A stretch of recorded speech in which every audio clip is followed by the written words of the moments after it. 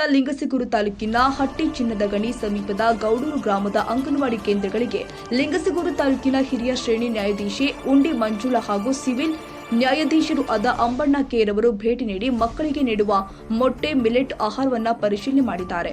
ಗ್ರಾಮದ 2ನೇ ಅಂಗನವಾಡಿ ಕೇಂದ್ರಕ್ಕೆ ಭೇಟಿ ಕೊಟ್ಟ ನ್ಯಾಯಾಧೀಶರು ಅಂಗನವಾಡಿ ಕೇಂದ್ರಗಳಿಗೆ ಆಹಾರ ಸರಬರಾಜು ಆದಾಗ ಗುಣಮಟ್ಟ ಹಾಗೂ ಆಹಾರ ಪ್ಯಾಕೆಟ್ಗಳ ಅವಧಿ ಪರಿಶೀಲನೆ ನಂತರವೇ ಸೂಕ್ತವಾಗಿದ್ದಲ್ಲಿ ಮಕ್ಕಳಿಗೆ ಆಹಾರ ಒದಗಿಸಲು ಕ್ರಮ ಕೈಗೊಳ್ಳಬೇಕು. ಸಮಸ್ಯೆ ಕಂಡುಬಂದರೆ ಕೂಡಲೇ ಮೇಲಧಿಕಾರಿಗಳ ಗಮನಕ್ಕೆ ತರಬೇಕು ಅಂತ ಎಚ್ಚರಿಕೆ ಕೊಟ್ಟಿದ್ದಾರೆ. ಮಕ್ಕಳಿಗೆ ಕೊಡುವ ಆಹಾರದಲ್ಲಿ ಎಲ್ಲಾ ರೀತಿಯ ಪೌಷ್ಟಿಕಾಂಶ ಇರುವಂತೆ ನೋಡಿಕೊಳ್ಳಬೇಕು. ಗುಣಮಟ್ಟದ ಆಹಾರ ಧಾನ್ಯಗಳನ್ನು ಮಾತ್ರ ಬಳಕೆ ಮಾಡಬೇಕು. ಅಡುಗೆ ಮಾಡಲು ಬಳಸುವ ಪಾತ್ರೆ ಕೊಠಡಿಯನ್ನ ಸ್ವಚ್ಛವಾಗಿ ಇಟ್ಕೊಂಡು ಮಕ್ಕಳ ಕಾಳಜಿ ಬಗ್ಗೆ ಹೆಚ್ಚಿನ ಗಮನ ಹರಿಸಬೇಕು ಎಂದಿದ್ದಾರೆ. ಕೇಂದ್ರದಲ್ಲಿ ಹಾಜರಿದ್ದ ಎಲ್ಲ ಮುದ್ದು ಮಕ್ಕಳಿಗೆ ನ್ಯಾಯಾಧೀಶರು ಚಾಕೊಲೇಟ್ಗಳನ್ನು ಕೊಟ್ಟು ಮಾತನಾಡಿಸಿ